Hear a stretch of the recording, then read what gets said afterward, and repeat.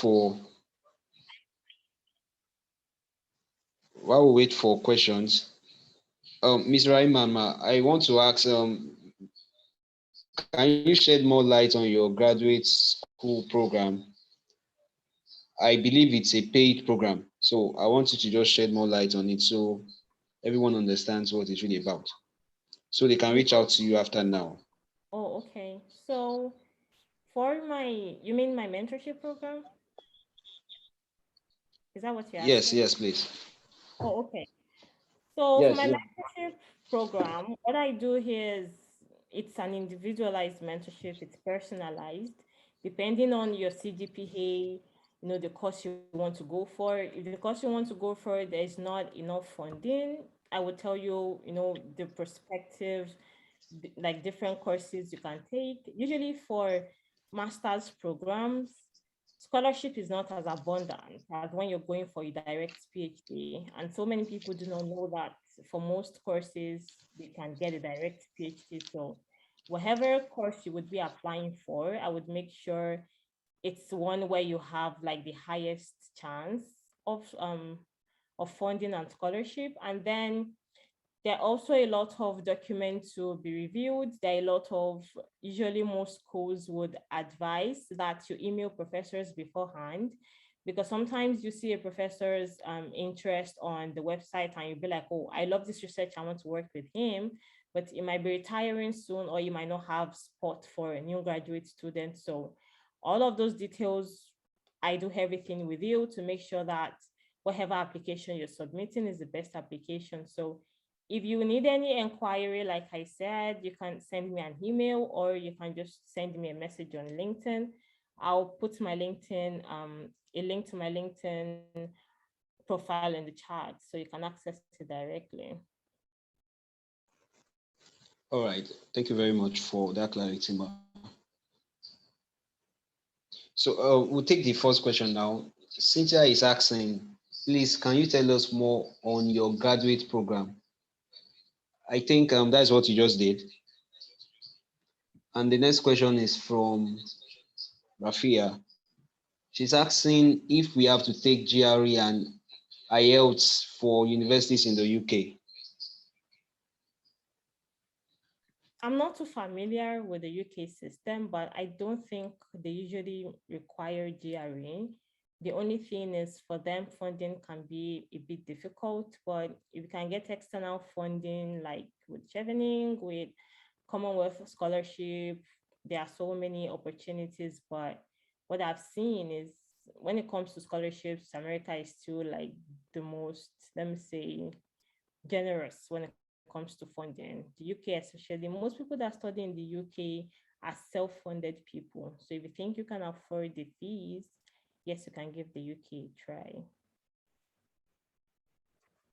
Okay, thank you very much for that answer, ma. So Miriam is asking the first thing to do when applying for a scholarship. What is the first thing to do when applying for a scholarship? Number one is you have to determine what course you would be going for.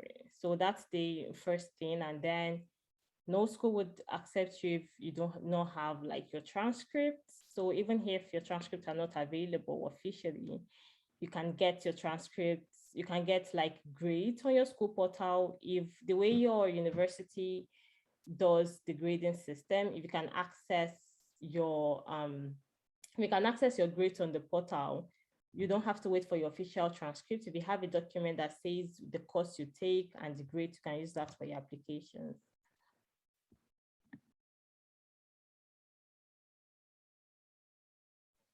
All right, thank you very much, ma.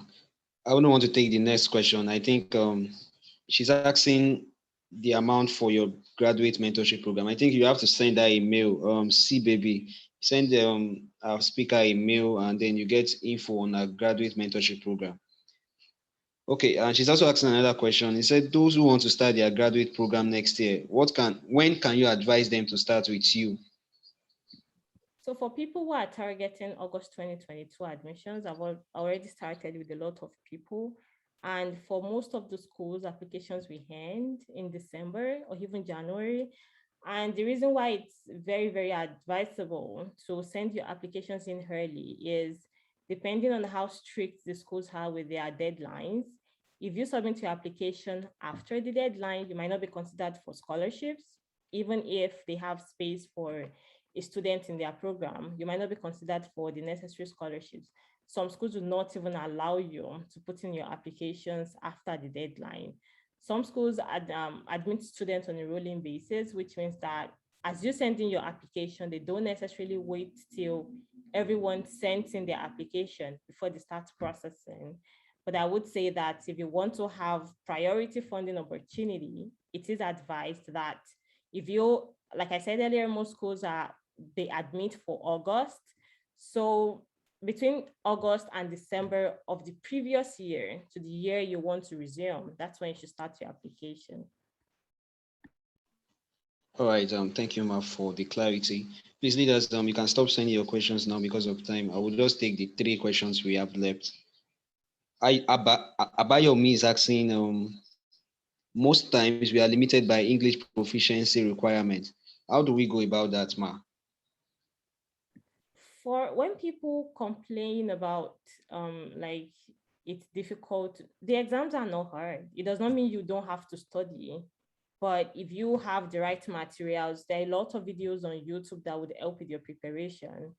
The structure of the exams is just, the structure is different from what you're used to in like a typical Nigerian English exam. It's very structured, but once you study well and you're familiar with the process, that should not be a problem. And another thing is people do not know how much of an impact the exam actually takes on them getting funded. Most schools would not admit you for a teaching assistant as a teaching assistant if you don't have the exam. So because of COVID, you can see schools saying that they are waiving the exam, but that means that whatever funding you would get might not be from a teaching assistantship. So if the difficulty you're talking about is maybe, you just feel like some schools are waiving it, so why should you write it? I feel that if you can, try as much as possible. Another advantage that gives it opens up the number of schools you can apply to. Many schools have these requirements. So if you want to apply to as many schools as possible to improve your chances of getting a fully funded offer, I would say that try as much as possible to write the exam.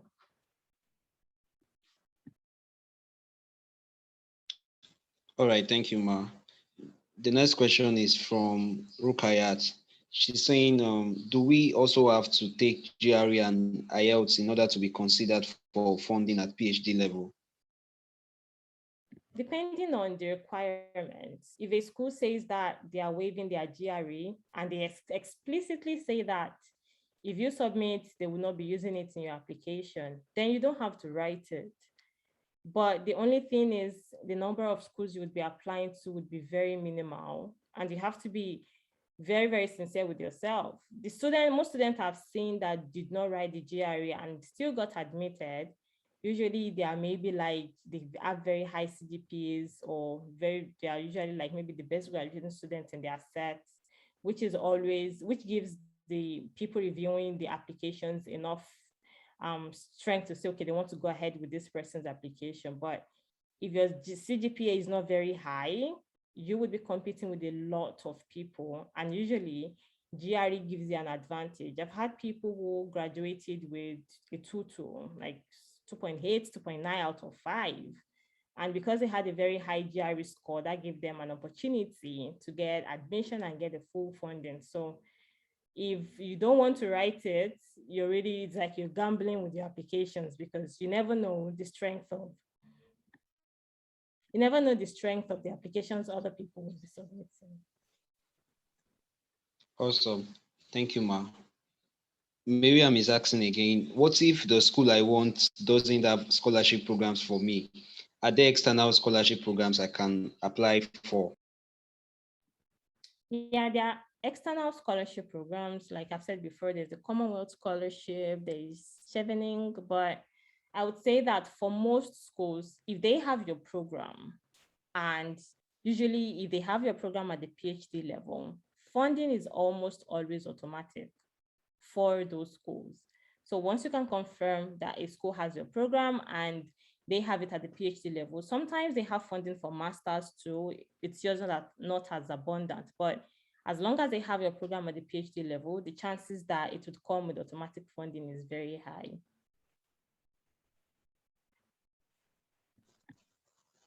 Thank you, Ma, for that reply. Um, Leaders, please stop sending questions now. We are looking at the time factor.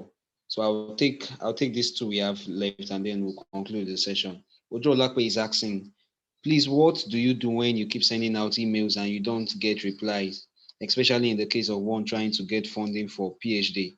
And sometimes you get the reply and they tell you they don't want students for now, even though applications are on.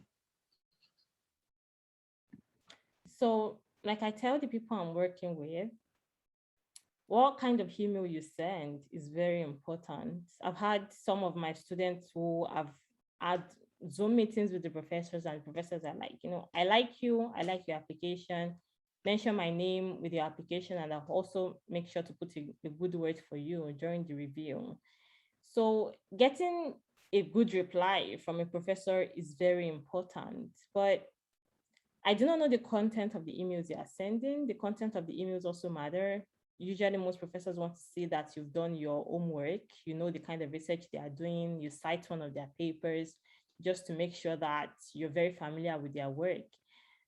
And also, so many professors are busy. Sometimes they just never get through the hundreds, if not thousands of emails they receive. So sometimes it's not about what you send. Sometimes they are just too busy. But for most schools, you can confirm from the graduate coordinator of the school. Sometimes most schools will tell you that it is not the professors that determine who gets admission or not. So with that, if you are submitting a strong application and you've tried to email these professors, you've done your homework, you've crafted a good email, and you still do not get any reply, just leave it at that. Sometimes 1 month after they reply you, it's also a good thing to do to kind of send them like a reminder, because sometimes they would have forgotten that they even need to reply somebody. Another trick is, if you can go through some of their publications and you see some of their graduate students that they are working with, you can send an email to the graduate student in the professor's lab. That might be a good way to get through to the professor if you really want to work with the professor, but you just can't get a reply from the email. Wow. Thank you very much, Ma. I love the last hint you gave. So we'll take the last question for tonight. Someone is asking you to shed more light on WES evaluation. So WES evaluation, for people who have higher national diplomas, HND, WES evaluation is compulsory, because that is what converts their HND to a BSc equivalent, like an American degree. So you can see people who have an HND is like an HND to PhD direct admission. So once you do WES evaluation, if you have an HND, that converts the equivalent of your HND to a BSc, and then you can apply to as many schools as people who graduated with a bachelor's degree. However, if your CGPA is also low, if you have a 2.2, or some schools would make it compulsory to do WES evaluation. WES evaluation is just a way to confirm that the CGPA is real, you are from a real school. It's not like you just went to do some things and print it, because the WES evaluation people, they contact your school to make sure that your transcript is valid. So it's just like a degree validation kind of thing. But another advantage it has, most schools in Nigeria have their scale system, their CGPA system to be out of 5. And if you have like a CGPA of 3 out of 5, that might not do too well. It might not truly reflect the strength of the application.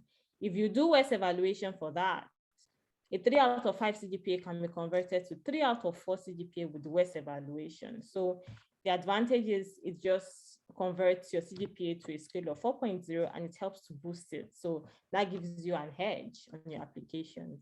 So if your CGPA is low, I always recommend people to go for WES evaluation. Yes, it's kind of expensive, but compared to what that would do to your application, I think it's an advantage. And also, like I said before, checking with the school you're applying to. Some schools if you are a foreign student, some schools would say explicitly that you should have your transcript or degree evaluated by WES or other national bodies before they can, go on with the application. So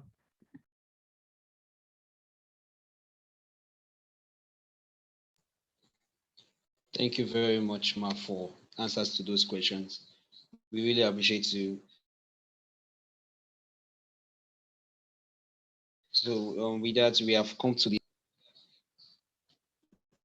please use the chat box. Appreciate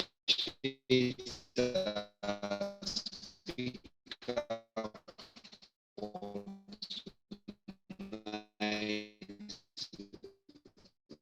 Miss Raheemat Rafiu. Justice to the topic.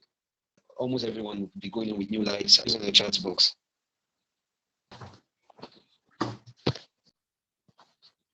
Okay, Ma, before you go, please drop your email and perhaps your LinkedIn name. Thank you very much. We really appreciate you. We do not take your presence here for granted.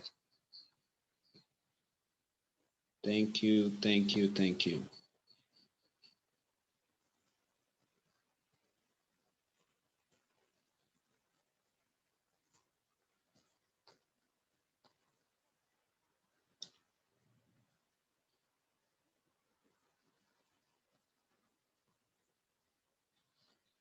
Okay. So leaders, that's the link to our LinkedIn page so you can connect with her. Just copy it to your phone. So you can always connect with her for the graduate school mentorship program. So Ms. Raheemat, thank you very much, Ma. And that's also the email. Check the chat box. You find her email. So you can message her to know more about our graduate school mentorship program. And I'm sure she will put you through. So once again, Ma, thank you very much. We are honored to have you with us tonight. We've learned a lot, really. I've learned a lot personally. thank you so Thank much, you Mr. all leaders for thank you leaders for attending also. I'm sure we'll put to good practice all we've learned tonight. And once we get that graduate scholarship, we'll give the tithes to Ms. Rahimat. So thank you all, thank you all, thank you all. With that, we have come to the end of the session tonight. Thank you everyone and have a lovely night rest. Thank you again, Ma. Have a great night.